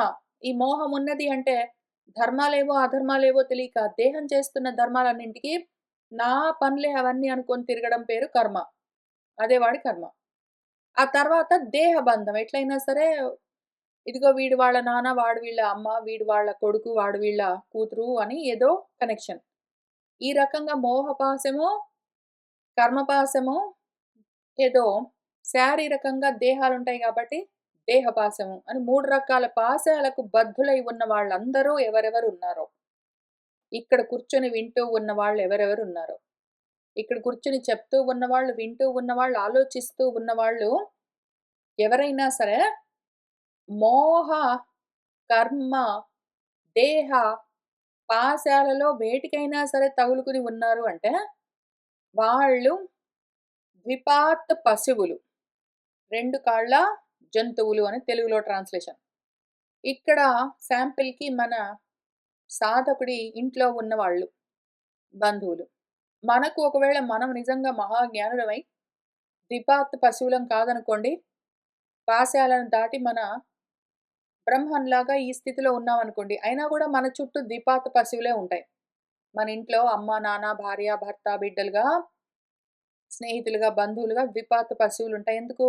పశువులనగానే తక్కువ చేసి, చులకన చేసి మాట్లాడడం గాదు. పాశాలకు బద్ధమై ఉన్నదేదైనా పశువు. పాశాలు మళ్ళీ మనం చెప్పుకున్నట్టు 3 రకాలు. కాబట్టి ఈయన ఇంట్లో ఉన్న పశువులున్నాయి గదా! వాళ్ళేం జేస్తున్నారంటే, ఈయనని "ఓ పిచ్చోడా, ఉన్మత్తా, ఓ జడా, ఓ మూర్ఖుడా, మొద్దో, బదిర చెవిటాడా" అని ఆహూయమానం పిలుస్తుంటే గూడా, మనవాడు దానికి అనురూపంగానే, దానికి తగినట్టే వాళ్ళతో మాట్లాడుతూ, దానికి తగినట్టే వాళ్ళతో కర్మల్లో వ్యవహరిస్తున్నట్టు ఉన్నాడు. దేహం జేస్తుందేదో. వాళ్ళు "ఓ పిచ్చాడా" అంటే "ఆ! ఏటే" అని. "ఓ చెవిటాడా" అంటే "ఆ! ఏం చెప్తున్నావు" అని ఆ రకంగా వాళ్ళు పిలుస్తుంటే ఈయన అట్టనే ఉన్నాడు. అన్నం గూడా పరేచ్ఛయ వాళ్ళెవరైనా పిలిచి పెడితే ఆ దేహం తింటుంటుంది. ఈయన చూస్తుంటాడు. యదృచ్ఛయ అనుకోకుండా ఏమైనా ఫుడ్ దొరికితే తినడం. లేకపోతే లేదు. ఎవరైనా పని చెప్పి ఫ్రీగా చేయించుకుంటే చేయడం, ఊరుకోవడం. డబ్బులిమ్మని అడిగేది లేదు. ఏదైనా పని చెప్పి చేస్తే డబ్బులిచ్చారనుకోండి తీసుకోవడం. వద్దనేది లేదు. నేను డబ్బులు తీసుకోనండి. డబ్బులు తీసుకోకుండా చేస్తానంటే కూడా పట్టుదల. సో, ఎనీవే విష్టి అంటే వెట్టి చాకిరీ అని పిలుస్తారు కదా! అది. వేతనము అంటే జీతం. జీతం భత్యానికి కూలి, నాలి పనులన్నీ అప్పజెప్పి డబ్బులిస్తే ఇచ్చారు, లేతే లేదు. అన్నం పెడితే పెట్టారు, లేతే లేదు. యాంచ ఒకవేళ దేహానికి ఆకలేసి అది పోయి ఎక్కడైనా అన్నం అడుక్కుంటే, అది గూడా చూసుకుంటూ ఊరికాను. దేహము దాన్ని మెయింటైన్ జేసుకోవడానికి అది ప్రయత్నం చేసుకుంటుంటే ఈయనెందుకు ఆపుతాడు? ఆ దేహం పోయి ఆకలేస్తుందని ఎవరినైనా అడిగి వాళ్ళేమైనా పెడితే తిన్నాడనుకోండి, అది చూస్తుంటుంది అంతే. ఆయన అందులో ఉండి చూస్తుంటాడు. ఆ దేహం పోయింది ఎక్కడో ఎవడినో అడుక్కుంది. అది వాళ్ళెవరో పెట్టారు. అది కూర్చొని తిన్నది మంచి చూస్తుంటాడంతే. ఈ రకంగా నియుక్త కర్మల్లో ప్రవర్తిస్తున్నట్టుగా ఉన్నాడు మనవాడు. అతుల దివ్యాన్నమైన మృష్టాన్నమైన ఎద్దిపెట్టిన జిహ్వకు హితముగానే తలచి భక్షించుగాక, వండు తలచి మిగుల ప్రీతి చెయ్యడు రుచులందు పెంపుతోడా. వాళ్ళు పెట్టే అన్నం దివ్యాన్నం గావచ్చు. పరమాన్నాలు పెట్టొచ్చు. మృష్టాన్నం శుద్ధిగా పెట్టొచ్చు. లేదా అశుచిగా పెట్టొచ్చు. ఏది పెట్టినా సరే, ఆ నాలుకకు నాకు రుచిగా ఉన్నదండి అని చూడడు. నాకిది మంచిదండి, ఇది ఆరోగ్యానికి అని చూడడు. ఏదో ఒకటి పెట్టింది పరమాన్నం అనుకోని తింటాడు. వేరేగా రెండో రకంగా అనుకోనే అనుకోడు. దాంట్లో అనవసరంగా ప్రీతి చేయడు. నాకిది ఇష్టమండి వంకాయ కూర అనడు. నాకిష్టం లేదండి వంకాయ కూర అనడు. రుచులు పట్టించుకోడు. నా నాలుకకు రుచిగా ఉన్నది అనడు. నాకు దేహానికి ఇది మంచి పుష్టి కలిగిస్తుంది అనడు. నాకిది ఇష్టం లేదు అనడు. ఏమి అనడు. ఆ సమయానికి దేహ పోషణకి ఏదైనా దొరికితే తింటాడు. ఇంక కూర్చుంటాడంతే. మరియును ఆ విప్రుడు ఆత్మ నిత్యానంద సుఖలాగంబు కలిగి ఇహ సుఖ దుఃఖంబులయందు దేహాభిమానంబు చేయక శీతోష్ణ వాత వర్ష ఆతపంబులకు నోడి పైచీర కప్పక వృషభంబునున్ పోలే పీనుడు కఠినాంగుడు అగుచు స్థండిల సాయి అయి రజ్జప్పటలంబునన్ కప్పబడిన దివ్య మాణిక్యంబునన్ పోలే అనభివ్యక్త బ్రహ్మవర్చసుడై మలినాంబర పరీత కటితటుడు అతి మషీలిప్త యజ్ఞోపవీతుడగుటం చేసి యజ్ఞజనంబులు అతడు బ్రాహ్మణాభాసుడు మందుడో అని పలుక సంచరించుచుండన్ కర్మమూలంబుల పరుల వలన ఆహారంబు కొనునప్పుడు తమవారును వ్యవసాయ కర్మంబునందు నియమించిన క్షేత్ర విహిత సమ విషమ న్యూనాధికంబుల నెరుంగక ప్రవర్తిల్లుచును నూక తవుడు తెలకపిండి పొట్టు మాడిపోయిన దబెడ ఆదిగా గల ద్రవ్యంబుల ఎందు అమృతంబు పగిది రుచి చేసి భక్షించుచుంచేసి కావలియుండు ఎడ ఒక్కనాడు ఏం జరిగిందంటే మన విప్రుడు బ్రాహ్మడు నిత్యము ఆత్మానందంలో ఉన్నాడు. ఆ సుఖమే ఆయనకు లభించగా ఇంకా ఇహ సుఖాల గురించి ఎందుకు పాకులాడతాడు? ఈ ఇహంలోని సుఖాలు లేవు, దుఃఖాలు లేవు. అసలు ఆ దేహం మీద అభిమానం లేదు. ఆ దేహానికి చలి, వేడి, గాలి, వర్షము ఎండ అని ఏది పట్టించుకోడు. అది పాపము ఆ దేహం మెయింటైన్ చేసుకుంటే చేసుకుంటది. లేకపోతే లేదు. నేను దానికో చీర కప్పుతున్నాను. దాన్నేంటో దుప్పటి చుట్టుతున్నాను. లేకపోతే దానికి విసనకర్ర బెట్టి విసురుతున్నానని ఏం పట్టించుకోడాయన. వృషభంలాగా, ఎద్దులాగా ఉన్నాడని దానికర్థం. ఎద్దులాగా ఉన్నాడని దానికర్థం. కానీ వృషభము అంటే వృష్ అన్న ధాతువుతో ధర్మం అని అర్థం. ఆయన ఆత్మధర్మంతో నిండి ఉన్నాడు. పీనుడు బలంగా ఉన్నాడు పీనంగా. కఠినాంగుడు. దేహం గూడా కఠినంగా ఉన్నది. మంచి వయసులో ఉన్నాడాయన యవ్వనంలో. స్థండిలసాయి భూమి మీద పండుకుంటాడు. కట్టిక్క నేల మీద పట్టించుకోడు. రజప్పాటలము దుమ్ము కొట్టుకుంటే గూడా డోంట్ కేర్. ఆ రకంగా కప్పబడి ఎట్లా ఉన్నాడు?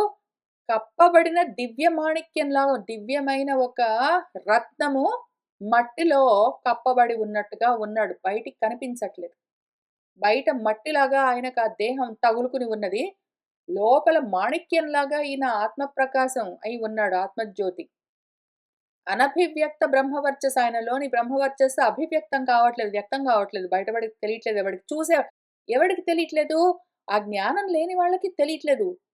చూడగలిగే వాళ్ళు చూస్తారు. జ్ఞానులెవరున్నారో వాళ్ళు ఆ దేహాన్ని దాటి, ఆ లోపలున్న జ్ఞానాన్ని చూస్తారు. వాళ్ళ సంగతి చూసుకుంటారు. హంసలు వాళ్ళందరూ. కానీ అజ్ఞానులెవరున్నారో వాళ్ళు దేహం వరకే పరిమితమైన చూపున్న వాళ్ళెవరున్నారో, వాళ్ళకా దేహమే కనిపిస్తుంది ఆ మట్టి కుండ. అదొక్కటే చూసే వాళ్ళకి లోపల ఉన్న బ్రహ్మవర్చస్సు ఎక్కడ కనిపిస్తుందో వాళ్ళకి తెలీదు పాపం.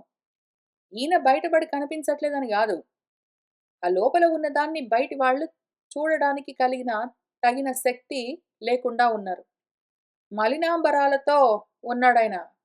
మాసిపోయిన బట్టలు ధరించి ఉన్నాడు. పరీత కటితటుడేదో మాసిపోయిన బట్టల్ని చుట్టుకున్నాడు నడుంకి. అతి మషీలిప్త మసి అని మషి అన్న సంస్కృత పదానికి మసి అని తెలుగులో అర్థం. మషి ప్రకృతి, మసి వికృతి. మసి పూసుకొని ఎందుకంటే ఆ యజ్ఞోపవీతం ఉంది కదా! యజ్ఞాలు చేస్తూ ఉన్నప్పుడు, అగ్ని కార్యాలు చేస్తున్నప్పుడు ఆ జంధ్యము ఆ మంటల్లో, నిప్పుల్లో లేకపోతే ఆ బూడిదలో పడితే గూడా ఆయనకు తెలియట్లేదు. అది మరీ అట్లా ఉంది మసి కొట్టుకుని. అట్లా ఉంటే మాసిపోయిన బట్టలు వేసుకుని, మసిబారిన ఏదో జంధ్యం తగిలించుకుని, అయోమయంగా ఉంటే మన వాడిని జూసి, ఆ యజ్ఞ జనంబులు యజ్ఞాలు చేసుకునేవాళ్ళు బ్రాహ్మలంటే ఇక్కడ వేదాల్లో చెప్పిన కర్మలను యజ్ఞాలుగా ఏదో చేసుకుంటూ ఉన్నారు కదా! లౌకికంగా వాళ్ళు. ఈయనలోని బ్రహ్మవర్చస్సును తెలుసుకోలేక బ్రాహ్మణాభాసుడు బ్రాహ్మడిలాగా బ్రాహ్మణ ఇంట్లో పుట్టాడు గానియండి వీడు బ్రాహ్మడు కాడండి అనుకుంటూ వాళ్ళేంటో వాడు మందుడు, వాడు కొంచెం మొద్దండి అనుకుంటూ తిరుగుతుంటే ఈయన చూసుకుంటూ ఉన్నాడంతే. వాళ్ళు మొద్దులు, ఈయన మొద్దును చూస్తున్నారంతే.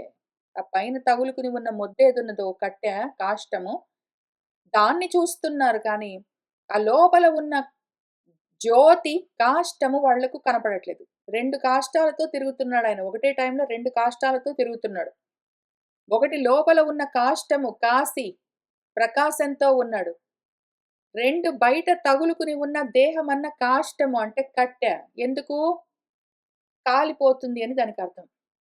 కాలిపోయే, దహించుకుని పోయే దేహాన్ని మాత్రం చూడగలుగుతున్నారు. బయట కనిపిస్తున్న కర్రలాగా ఉన్న ఆ కాష్టాన్ని చూస్తున్నారు గానీ, లోపల ఉన్న కాష్టం ఏదున్నదో ఆత్మ దాన్ని వాళ్ళకి చూసే శక్తి లేదు గాబట్టి, ఆడవాడు మొద్దండి వాడు అనుకుంటూ తిరుగుతుంటే ఈయన చూస్తున్నాడంతే. వాళ్ళు ఆ బయట తగులుకుని ఉన్న కాష్టాన్ని చూస్తుంటే, ఈయన లోపల కాష్టమై వాళ్ళని చూస్తున్నాడు. గూట్లోని దీపంలాగా ఈయన బయటికి వాళ్ళందరినీ ఆ రకంగా చూస్తున్నాడు.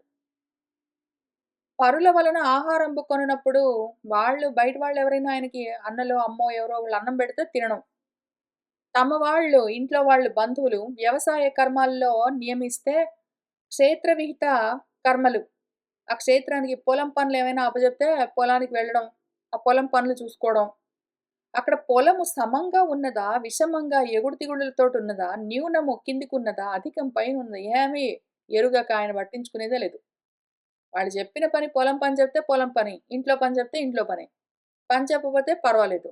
అన్నం పెడితే సరే. పెట్టకపోతే సరే. ఆకలేస్తే పోయి అడుక్కొనైనా తినడం. ఆ రకంగా ప్రవర్తిల్లుతూ ఉన్నాడు. వాళ్ళు ఒక్కొక్కసారి నూకలు నూకలతో చేసిన గంజి ఏదైనా పెడతారు. ఒకసారి తౌడు కలిపి పెడతారు. ఓసారి తెలకపిండి ఏదో ఈ వడ్లు అవి దంచుతూ ఉన్నప్పుడు పొడి అవుతుంది గదా! ఆ పిండి. ఈ నూక, తవుడు, తెలకపిండి ఇవన్నీ పొట్టు ఇవన్నీ ఏదో దాణాగా పశువులకు వేస్తారు. అటువంటివన్నీ బెడితే గూడా నో ప్రాబ్లమ్. ద్రబ్బెడ మాడిపోయిన ఏదో కుండలో అన్నం వండితే కింద కింద అంటుకున్న పెచ్చేదైనా ఉంటే అట్లాంటివి ఏవైనా బెడితే సకల ద్రవ్యాలు ఆయనకి బెట్టిందేదైనా సరే అమృతం, పరమాన్నం అనుకోవడం. ఆ పగిలిని రుచి చేసి భక్షించొచ్చు. అంతా బానే ఉందనుకోవడం, తినడం. దేహానికి ఆకలి తీరాలి అంతే గదా! ఆ రకంగా ఉంటూ చేనుకు కావలిగా నియమిస్తే ఆ పని జేస్తున్నాడు ఒక రోజు. అప్పుడేం జరిగిందంటే,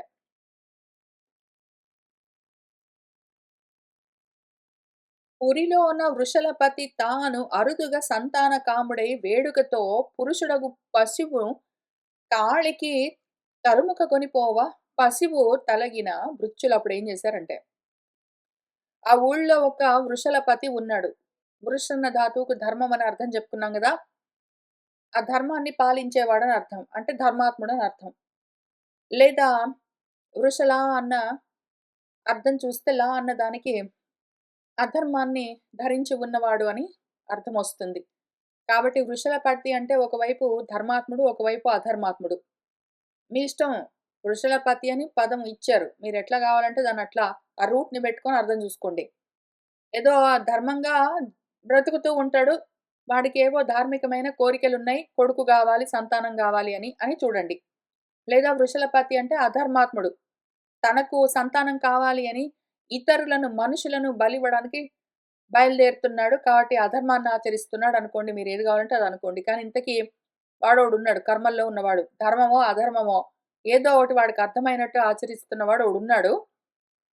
వాడు సంతానం కోసం సంతాన కాముడై బిడ్డలు గావాలని వేడుకతో సంతోషంగా ఒక పురుష పశువును, ఒక నర బలిని ఇవ్వాలి కాళికకు అని ఒక మనిషిని తరుముకొని తీసుకొని పోతూ ఉన్నారు. బలివ్వడం కోసం ఆయన భృత్యులు. అప్పుడు ఆ మనిషి ఏం చేసాడు తప్పించుకొని పారిపోయాడు. నరబలి ఇవ్వడం కోసము ఒక నరుడిని పట్టుకొని వెళ్తూ ఉంటే నరుడు అక్కడి నుంచే పారిపోయాడు. వాళ్ళ చేతుల్లోంచి తప్పించుకొని. మన వాళ్ళు వెతికారు దొరకలేదు. అరసి కానలేక ఆ రాత్రి వీరాసనమున చేనికాపు విమల బుద్ధినేసగు విప్రయోగిని వొయ్యన పొడగాంచి పశువు మంచిది అనుచు పట్టిరి అతని.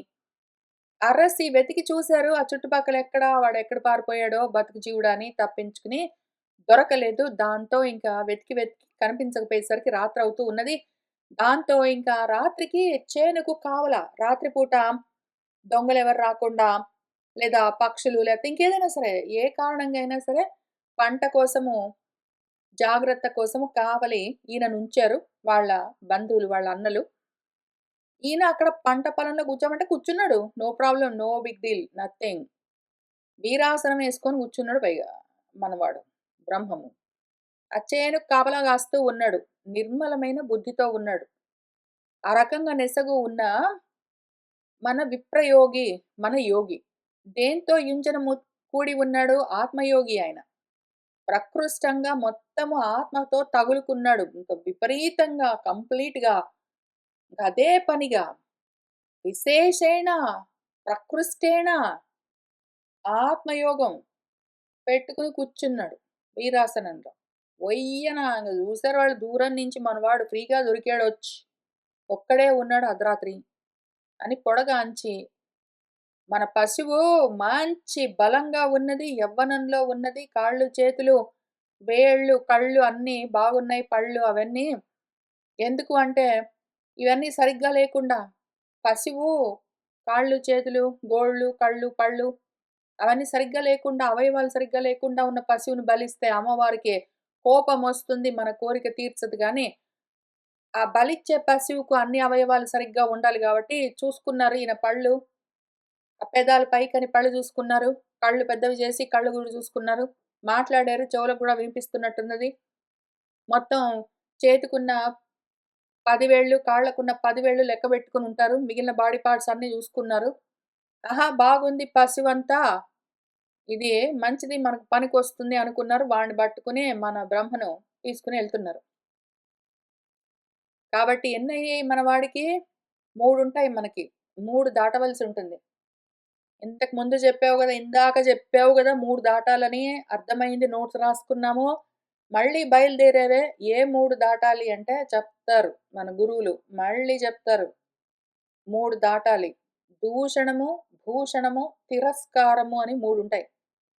ఆ మూడిటిని నువ్వు దాటావు అంటే ఇంక నువ్వే శివుడివి. ఇంకప్పుడు నువ్వే శివుడు. నువ్వు శివ స్థితిలో ఉన్నావా లేదా? నువ్వు శివుడివైతేనే నీలో కాశి ఉండేది. నువ్వు శివుడివైతేనే నువ్వే కాశివై ఉండేది. నువ్వు శివుడివే గాలేదంటే, నువ్వు కాశంలో లేవు. నువ్వు కాశివి గాదు కదా! కాశము అంటే ప్రకాశము. కాశితైతి అని ఏదైతే కాశితైతి మళ్ళీ 2 అర్థాలు. కాశితైతి అని ఏదైతే ప్రకాశిస్తుంటుందో అని అర్థం. పశ్యతి అని చూస్తుంటుంది అని అర్థం. జ్ఞానమే తెలుసుకుంటుంటుంది అని అర్థం. అవన్నీ ఉండాలి అంటే నువ్వు శివుడివి అవ్వాల్సిందే. శివుడివి అవ్వాలి అంటే దూషణం లేదు, భూషణం లేదు, తిరస్కారం లేదు. దక్షుడు ఏమంటే మాత్రం శివుడు పట్టించుకున్నాడేంటి? కాబట్టి 3 దాటాడా లేదా అని మనకు 3 టెస్ట్‌లు పెట్టి చూపిస్తున్నారు మన వ్యాసుల వారు. ఇక్కడ బ్రహ్మ మార్గంలో ఉన్నప్పుడు ఆయన బ్రహ్మంగా ఉన్నప్పుడు ఈ 3 దాటాడా లేదా? ఈ 3 దాటాడు అంటే వేదాన్ని దాటిపోయాడని అర్థం. ఇంక కొత్తగా నేర్చుకునేది లేదు. ఏదో ఒక్కటి తెలుసుకుంటే అన్నీ తెలుసుకున్నట్టు అవుతుందో అదయిపోతుంది ఇంకప్పుడు. అందుకు నిర్వేదం గంతసి. ఈ 3 ఈయన దాటాడా లేదా అని 3 ఎగ్జాంపుల్స్‌తో మనకు చూపిస్తున్నారు వ్యాసుల వారు. దూషణము. తిడితే పట్టించుకున్నాడా? లేదు. వాళ్ళు పిచ్చాడా అన్నా, మందుడు అన్నా, మూర్ఖుడు అన్నా, వాళ్ళు చెవిటాడా అన్నా, ఉన్మత్తుడన్నా, బధిరుడన్నా ఏమన్నా సరే, ఆహా! పట్టించుకునేదే లేదు. తమ్మికేదే లేదు. నిశ్చలము. కాబట్టి దూషణం పట్టించుకోలేదు. ఇంకా ఇప్పుడిక్కడ భూషణాలు. గొప్పగా అలంకారాలన్నీ చేసి, అన్నాలన్నీ బెట్టి ఎత్తుకొని తిప్పితే పట్టించుకుంటాడా? పట్టించుకోడు. భూషణం గూడా పట్టించుకోడు. దానికి కూడా పొంగిపోడు. ఇంతకుముందు వీళ్ళు మాడిపోయినవి, ఎండిపోయినవి, పాసిపోయినవి, చెడిపోయినవి పెడితే పట్టించుకోనట్టే, ఇప్పుడు మృష్టాన్నాలన్నీ వండి పెడితే గూడా పట్టించుకోడు. దూషణం పట్టించుకోలేదు, భూషణం పట్టించుకోలేదు. మూడోది ఉంటుంది తర్వాత తిరస్కారం వస్తుంది రహుగణుడి కథలో. అది గూడా పట్టించుకోడు. ఆ పెద్ద రాజుని నేను ఎంతో గొప్పవాడిని నువ్వేంటి ఆఫ్టర్ ఆల్ అంటే గూడా పట్టించుకోలేదు. దూషణ, భూషణ, తిరస్కారాలు మూడింటిని దాటి ఉన్నాడంటే వాడే శివుడు. వాడుండేదే కాశీ. అసలు వాడే కాశం. వాడే కాశీ. వాడే కాశీ, వాడే కాశం. వాడు శివం అయి ఉంటాడు. కాబట్టి ఆ 3 మనకు చూపిస్తూ ఉన్నారు. ఇప్పుడు రెండోది చూస్తున్నాము. ఇంతకుముందు ఈడ పొలం పనులన్నారు, అన్నం అన్నారు, ఎండిపోయిందన్నారు, మాడిపోయిందన్నారు. ఇవన్నీ చెప్పడం ఎందుకు అంటే ఈ కథగా దూషణాలు పట్టించుకోలేదు. ఇప్పుడు ఇది చూద్దాము. కాబట్టి మనవాడు అక్కడ పాపం పంట పొలానికి కాపలా కూర్చుంటే బాగున్నాడు మనవాడు పశువు అనుకొని మనవాళ్ళు తీసుకొని వెళ్తున్నారు. ఆ రీతిని భూసురవరును ఆరయ ఆ కాళికా గృహమునకు భృత్యులు పోరన గొనిచని సల్పిరి చారుతర అభ్యంజనాది సంస్కారంబుల్. ఆ రీతిని ఆ విధంగా ఆ భూసురవరుణ్ణి మన బ్రాహ్మణ్ణి ఆరయ ఇంగ చూస్తే ఆ కాళికా గృహానికి కాళికాలయానికి తీసుకొని వెళ్లారు మనవాళ్ళు ఆ వృత్తులు. ఓరన గొని పట్టుకొని తీసుకొనెళ్తుంటే, "ఎందుకురా నన్ను తీసుకొనెళ్తున్నారని" ఎందుకు అడుగుతాడు? "ఎందుకురా నన్ను తీసుకొనెళ్తున్నారు" అనాలి అంటే ఆ దేహం నేను అనుకోవాలి. ఆయన ఆ దేహంలో ఉన్నాడు, బయట ఉన్నాడు, అంతటా ఉన్నాడు.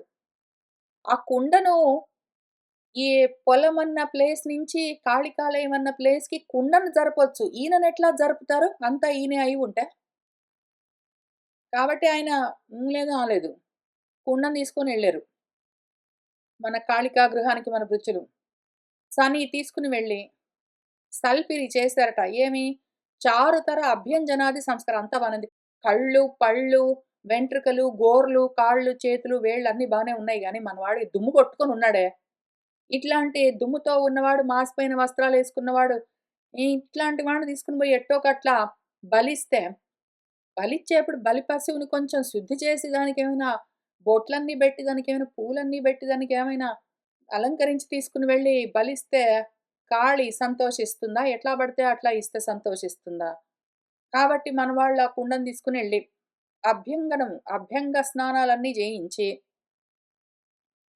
ఇట్లు అభ్యంజనాది కృత్యంబులు తీర్చి, నూతన వసనంబు గట్టనిచ్చి, గంధ పుష్ప ఆభరణ అక్షత అలంకృతనిన్ జేసి, మృష్టాన్నంబులు భుజింపన్ బెట్టి, ధూప దీప మాల్య లాజ కిసలయ అంకుర ఫల ఉపహారాదులు సమర్పించి, పంచ మహావాద్య ఘోషంబులతోడ నా పురుష పశువున్ కాళికాదేవి సన్ముఖంబున ఆసీనున్ గావించి, ఆ వృషలపతి పురుష పశువు రక్తంబున భద్రకాళి సంతోషం పెట్టన్ తలంచి, కాళికా మంత్రాభిమంత్రితంబు అతి కరాళంబు అయిన ఖడ్గంబు అంది, నిజాభీష్ట సిద్ధికి హింసింపన్ తలంచినన్.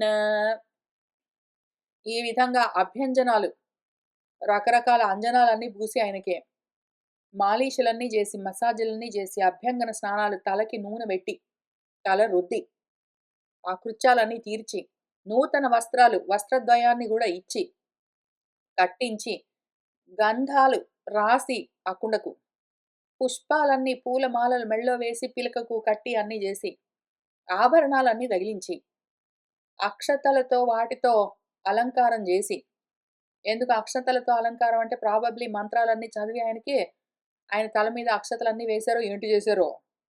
మృష్టాన్నాలన్నీ పెట్టాట, కూర్చోబెట్టి బాగా మృష్టము అంటే శుద్ధిగా పచనం చేసిన వండిన అన్నాలన్నీ పెట్టి, ఆయన అన్నం తిన్నాక భుజించిన తర్వాత ధూపాలతో దీపాలతో ఆయనకి ధూపం కూడా వేశారట. మరి దీపాలతో ఏదో హారతులన్నీ ఇచ్చి, మాలలు, పూలమాలలు, లాజలు, ఏవో పేలాలు, కిసలయ్యాలు, చివురుటాకులు, అంకురాలు, మొలకలు, ఫలాలు, పళ్ళు, ఉపహారాలు, ఏవేవో అవన్నీ సమర్పించి ఆయనకి కానుకలుగా.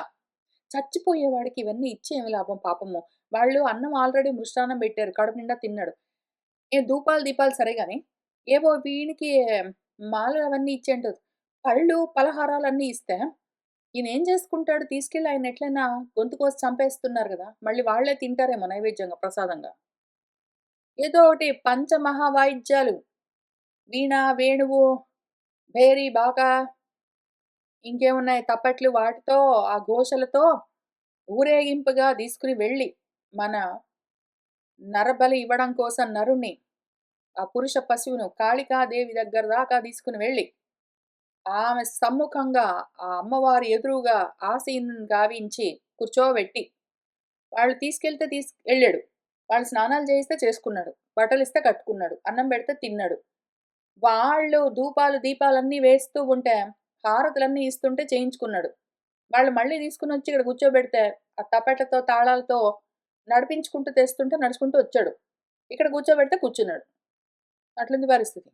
ఆ వృషలపతి మన ధర్మాత్ముడు ఆ పురుష పశువు యొక్క రక్తంతో భద్రకాళిని సంతోషపెట్టాలని కోరుకునే, కాళికా మంత్రాలతో అభిమంత్రించి ఉన్న, ఇంకా బొట్లు పసుపులన్నీ రాసి పెట్టి ఉన్న, పూలదండలన్నీ అలంకరించిన కత్తి ఏదైనా ఉన్నదేమో, పూజలన్నీ చేసి ఆ కత్తికి. ఇప్పుడు ఈ బలి కోసం తీసుకొచ్చిన నరుడికి ఎట్లా చేశారో, ఆ బలి ఇవ్వడానికి వాడే ఉపకరణము కత్తిని కూడా అట్లానే అలంకరించి, దానికి కూడా అట్లానే చేసుంటారు. ధూపాలు, దీపాలు, దానికి కూడా బొట్లు, దానికి అన్నం ఒక్కటే ఉండకపోయిండొచ్చు. స్నానాలతో సహా అన్నీ చేయించుండొచ్చు వాళ్ళు దానికి గూడా. ఇంతకీ అది ఆ ఖడ్గాన్ని పట్టుకున్నాడో, అందుకున్నాడో, నిజాభీష్ట సిద్ధికి ఆయనకు కోరికున్నది, బిడ్డలు గావాలి పాపం. పక్కవాడి బిడ్డల్ని బలిస్తే నీకు బిడ్డల్ని కలిగిస్తారా ఎవరైనా దేవతలు? అట్లా చేస్తే వాళ్ళు దేవతలేనా? అట్లా కోరుకుంటే నేను మనిషినేనా? అని ఆలోచనలు కలుగుతాయా ప్రజలకు? కోరికలున్నంత వరకు ఇటువంటి ఆలోచనలుండవు. పక్కవాడి బిడ్డని, నేనొక మనిషిని బలిస్తున్నానంటే వాడు కూడా ఇంకెవడికో బిడ్డ గదా! ఇంకెవడో బిడ్డను తీసుకొచ్చి నేను బలిస్తే నాకు బిడ్డలు కలిగితే నాకు నిజంగా అది మంచిదా? అట్లా ఉంటే సంతోషిస్తారా దేవతలు? సంతోషించేవాళ్ళు నిజంగా దేవతలేనా? పోనీ నరబలి పక్కన పెట్టు.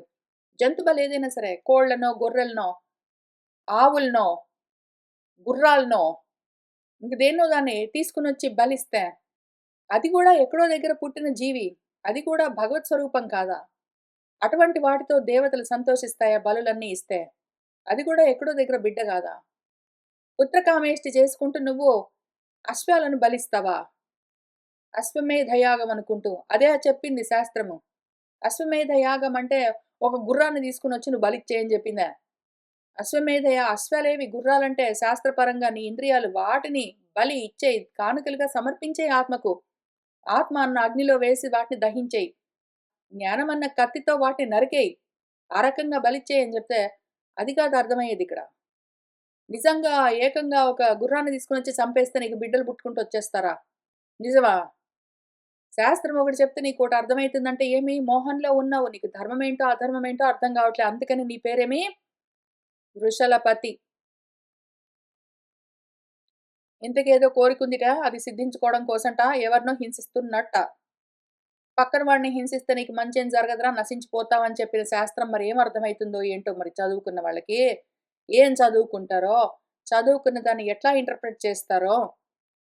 ఒకవేళ నిజంగా కూడా శాస్త్రం చెప్పింది అట్లానే చెప్పిందనుకోండి, నేను నిజంగా మనిషిని, నిజంగా గుర్రాన్ని, నిజంగా తీసుకొనొచ్చి, నిజంగా ఏంటో ఏనుగునో, లేకపోతే ఏదో గొర్రెనో, పిల్లినో, కుక్కనో, ఎలకనో దేన్నో దాన్ని నువ్వు బలిచ్చావంటే నీకేంటో నేను ఇచ్చేస్తాను అంటే, నువ్వే ఉంచుకో, నాకొద్దు అని చెప్పగలిగిన వాడు గదా దాటి ఉన్నవాడు. కావాలని కోరుకుంటావా? ఏమర్థమైంది నీకు శాస్త్రం? ఎందుకు మరి శాస్త్రంగా చేయడం? మళ్ళీ శాస్త్రోక్తంగా మంత్రాలు నీకు శాస్త్రమే అర్థమే కానప్పుడు, శాస్త్రోక్తంగా మంత్రం ఏం చదివావు నువ్వు? మననాత్ త్రాయతే ఇతి అని ఏదైతే నిన్ను ఆ మననం చేస్తూ ఉంటే తరింపచేస్తుందో, ఆలోచిస్తూ, ఆలోచిస్తూ ఉంటే నువ్వు దాటిపోతావో అది గదా మంత్రము. మిగిలినవన్నీ ఏమి తూతూ మంత్రాలు. హింసలతో కూడి ఉన్నవన్నీ ఏవి? నిన్ను తరింపజేసే మంత్రాలా అవన్నీ? నిన్ను పతనం వైపుకి తోసే మంత్రాలా? ఏనివే సర్వభూతాలకు సఖుడు, బ్రహ్మభూతాత్ముడు, నిర్వైరుడు అయిన బ్రహ్మసుతుని తేజంబు అంతన్ చూడ దుస్సహమైన భయమంది వణుకుచు భద్రకాళి క్రోధంబు ముమ్మడి గొనక హుంకారంబు సలుపుచు అట్టహాసంబు చేసి పాపాత్ములు, దౌష్ట్యపరులు, రాజస తామస కర్మ సంధానులగుచు విప్రవరును అట్లు హింసించు వృషలపతిని భృత్యవర్గంబుతోలన్ తలల్ పృథ్విన్ గూల్చి అప్పుడు వృషలాధిపుని సిరమంది లీలన్ పాడి ఆడుచు అందంద క్రీడ సలిపెను. ఆ దేవతలు కూడా సంతోషించరు. ఇట్లాంటి పనులను చేస్తే దేవతలు కూడా ఆనందించరు, బాధపడతారు. సర్వభూతాలకు సఖుడు, బ్రహ్మభూత స్థితిలో ఉన్నవాడు, ఎవ్వరితో ఏ ద్వైరము లేదు, ఏ ద్వేషము లేదు. అటువంటి బ్రహ్మసూతుడిని పట్టుకునొచ్చి, ప్రతిదీ బ్రహ్మసూతుడే. బ్రహ్మ నుంచి సూతము ప్రసూతమయ్యిందే. ఇక్కడ మన బ్రాహ్మడొక్కడే బ్రహ్మసూతుడు గాదు. ప్రతిదీ బ్రహ్మం నుంచే వచ్చింది. కాబట్టి బ్రహ్మ నుంచే ప్రసూతమై వచ్చింది. ఏదైనా సరే బ్రహ్మసూతుడే. కొత్తగా మళ్ళీ బ్రాహ్మణులని ఒక వర్ణం ఉన్నది వాళ్ళు మాత్రమండి. వేరే వాళ్ళని బలిస్తే పర్వాలేదు. అంటే మనుషుల్ని బలిస్తే మంచిది కాదు గానీ, జంతువులనిస్తే పర్వాలేదు. ఇన్ని రకాలుగా చూడ్డానికి వీల్లేదు. ప్రతిదీ బ్రహ్మ నుంచి ప్రసూతమై వచ్చింది. బ్రహ్మసూతమే. తేజం చూడ్డానికి దుస్సహంగా ఉండేసరికి భయంకరమైన కోపమొచ్చింది భద్రకాళికి. తట్టుకోలేక హుంకారం చేస్తూ, అట్టహాసం చేస్తూ, ఆ పాపాత్ములు పతన కారణాలు వెతుక్కుని జారిపోతూ ఉన్నవాళ్ళు, దౌష్ట్యము, దుర్మార్గంలో ఉన్నవాళ్ళెవరున్నారో, దుష్ట స్వభావంతో ఉన్నవాళ్ళు, రాజసిక, తామసిక కర్మలన్నీ చేస్తూ ఉన్నవాళ్ళెవరున్నారో, అటువంటి వాళ్ళు ఇదిగో ఈయనను హింసిస్తూ ఉంటే ఒక్కడని గాదు, ప్రతి వాళ్ళు బ్రహ్మపుత్రులే. ప్రతి వాళ్ళు బ్రహ్మసూతులే. హింసిస్తే ఎవరినైనా సరే అహింస లేకుండా ఉంటే ఏ దేవతలు ఒప్పుకోవు. భగవంతుడు అస్సలు అంగీకరించడు. మన వృషలపతి అట్లా హింసాపూరితంగా ఉండడం చేత ఇంకా వృషలపతిని ఆ ధర్మాత్ముడిని ఆ కర్మలు చేస్తూ ఉన్నవాడిని, ఆయన భృత్యువులను, ఆయన ఫాలోవర్స్‌ని అందరిని కూడా తలలు నరికి, ఆ తలలన్నీ భూమి మీద పడేసి, ఈ వృషలపతి ఎవడున్నాడో వాడి తలకాయ పట్టుకొని శిరశ్ఛేదం చేసి శిరస్సు పట్టుకొని ఇంక దాన్ని పెట్టుకునే ఆడుతూ పాడుతూ అక్కడ చుట్టూ కేరింతలు కొడుతూ ఉన్నది ఆ దేవత స్వరూపము. అట్లుంటుంది పరిస్థితి. ఇక్కడేదో పద్యం ఉంది గానీ, బేసికలీ మనకు మూలంలో ఏముంది అంటే, కార్త్స్నేన ఆత్మనే ఫలతి. ఇక్కడ అట్లా రకంగా చేస్తూ ఉంటే భద్రకాళికి భృశం కోపం అమర్షతో వికటాట్టహాసం చేస్తూ వచ్చి, ఇంకా ఉచ్చైస్తరాం గట్టిగా అరుస్తూ వాళ్ళందరినీ తలకాయలన్నీ నరికి, ఈయన తల పట్టుకుని కందుకలీలగా బంతిలాగా బంతులాడుతూ ఉన్నది అని చెప్పి అక్కడికి ఆపి, ఇంకా మన శుకుల వారు ఏం చెప్తున్నారంటే, ఏవం ఏవ ఖలు మహత్ అభిచారాతిక్రమః కార్త్స్నేన ఆత్మనే ఫలతి. అభిచారము, దుర్మార్గంలో ప్రవర్తిస్తూ మర్యాదలు అతిక్రమిస్తే, ఇటువంటి హింసలకు పాల్పడిన ఎవరైనా సరే ఏవం ఏవ ఇదే విధంగా కార్త్స్నేన ఆత్మనే ఫలతి, వాళ్ళు చేసిన ఆభిచారికాలన్నీ, దుర్మార్గాలన్నీ వాళ్ళకే ఇటువంటి ఫలితాన్ని చూపిస్తాయి. వాళ్ళు చేసిన పాపానికి వాళ్ళే నశిస్తారు అని చెప్పారు. సరే, అదేదో ఒకటున్నది ఇక్కడ. దాంతో మన విప్రసూనుడు వాళ్ళందరూ అట్లా చనిపోయారు. ఇప్పుడు మనవాడు అక్కడే కూర్చున్నాడు. వాళ్ళు తీసుకొనొచ్చి ఆడ కూర్చోబెడితే బాస్పెట్టేసుకొని కూర్చున్నాడు. వాళ్ళేంటో ప్రయత్నాలు చేసుకుంటుంటే, కత్తులు గిత్తులు తీస్తుంటే మంత్రాలు గింత్రాలు చదివి, ఆయన చడి చప్పుడు లేదు. ఇంక తర్వాత ఆ విగ్రహంలో నుంచి ఏదో మూర్తి బయటకొచ్చి వీళ్ళందరినీ మింగేసి, ఆ మొత్తం ఒకళ్ళు వాళ్ళు వీళ్ళు గాదు. ఆ భద్రకాళి ఒక్కతి రావడం గాదు. మొత్తం అనుచరులతో సహా వచ్చి స్వైర విహారం జేస్తూ, ఇంక అట్లా ఇట్లా గాదు. అంత జేసేసరికి అసలే మామూలుగా దేహం నేననుకున్నవాడు, దేహభ్రాంతితో ఉన్నవాడు భయపడతాడు. ఈయన ఆ కుండకు జరుగుతుంటే లోపల ఉన్నది నేనే, బయట ఉన్నది నేనే, అంతా ఉన్నది నేనే అనుకున్నాక, కాళి వేరు గాదు, కాళి విగ్రహం వేరు గాదు, కాళి చంపుతూ ఉండడం, నవ్వుతూ ఉండడం నాకు వేరుగా లేదు. ఇక్కడ వృషలపతి వేరు గాదు, మృత్యులు వేరు గాదు, ఈ కుండ వేరు గాదు. ఉన్నదంతా ఒకటే పో అనుకున్నాడాయన. ఆ రకంగా అటువంటి స్థితిలో ఉన్నవాడు ఎందుకు కదులుతాడు? ఆ రకంగా ఉండేసరికి ఏం జరిగిందంట, ఆయన ఊరికనే కూర్చున్నాడంతే. అచ్చట మన విప్రసూనుడు భయంబు ఒక ఇంచుకరు లేక, చంపగా వచ్చిన వారి యందు కరవాలమునందును కాళియందును తాను అచ్యుత భావము ఉంచి హృదయంబున పద్మదలాక్షనెంతయున్ మచ్చికతోడ నిలిపి అనుమానము నొందక ఉండే ఎంతయున్. అక్కడ విప్రసూనుడు కూర్చున్నాడు. భయం లేదు, భక్తి లేదు. ఆయన అక్కర్లేని ప్రాపంచికమైన విషయాలతో తగులుకుని భక్తమై లేడు. ఆత్మాసక్తమై ఉన్నాడు ఆయన. ఆత్మతో తగులుకుని ఉన్నాడు. దేనికి భయపడతాడు? నీకు నువ్వు ఏమాత్రం వేరు చూసినా సరే నీకు భయం ఉంటుందని మనకి శాపం పెట్టింది తైత్రీయం. ఆయన అన్నింటినీ ఆత్మగానే బ్రహ్మగానే దర్శిస్తున్నాడు కాబట్టి భయం లేకుండా కూర్చున్నాడు. ఆ చంపేందుకు వచ్చిన వాళ్ళు, ఆ చంపడానికి ఎత్తిన కత్తి, ఆ ఎదురుగా ఉన్న కాళి, ఇక్కడ కూర్చున్న ఈ కుండ, నేను అని ఇన్నెందుకు చూస్తున్నాడాయన? ఇవన్నీ గూడా వేరు వేరు కాదు. ఇదంతా అచ్యుతమే. ఉన్నదంతా ఒకటే అని అదే భావంతో ఉన్నాడు హృదయంలో. పద్మదలాక్షుణ్ణి మనసులో పెట్టుకున్నాడు మచ్చికతోడ. ఏమాత్రం అనుమానం లేదు. కొంచెం కూడా సంశయాత్మ వినశ్యతి అని మన గురువుగారు భగవద్గీతలో శాపం పెట్టారు. అనుమానించావంటే నశిస్తావని. ఈయనకు అనుమానం ఏం లేదు అందులో. ఆ రకంగా శాంతిగా కూర్చొని ఉన్నాడు మనవాడు. కాబట్టి 2 దాటాడని చూపిస్తున్నారు. ఆయన ఇప్పుడు కొత్తగా దాటట్లేదు. ఆయన దాటి ఉన్నాడు. మనకు చూపించడానికి ఎగ్జాంపుల్స్‌గా పెట్టారు ఇక్కడ మన గురువుగారు. దూషణం అయిపోయింది. భూషణం అయిపోయింది. ఇంక తిరస్కారం ఒకటి ఉండాలి. మరియు నా విప్రవరుడు చండికా గృహంబు వెలువడి ఇంక బయటకొచ్చాడు. క్రమ్మర మళ్ళీ చేని కాపలాకి వెళ్ళిపోయాడు. ఇక్కడ ఇంతంతా జరిగిన తర్వాత చూసుకున్నాడు. ఇంక ఇక్కడ పని అయిపోయినట్టుంది. మళ్ళీ లేచాడు. మళ్ళీ చేను దగ్గరకొచ్చాడు. అక్కడ ఆ పని ఒకటుంది కదా! వాళ్ళు ఆ కుండకి చెప్పుకున్నారు. ఆ కుండ అక్కడ చేనుకి కావలా కూర్చోవాలి. ఆడ కూర్చున్నాడు. ఇంక అప్పుడేం జరిగిందంటే, అని మూడోది తిరస్కారం ప్రోగ్రామ్ అని ఒకటి సెనారియో పెట్టి మనకు ఆయన మనస్థితి ఎట్లా ఉందో అని అద్దంలో చూపించినట్టు చూపిస్తారు మన గురువుగారు. దాన్ని చూస్తూ వెళ్దాము. ఇవాల్టికి ఇక్కడికి ఆపుతున్నాను. శుభం భవతు.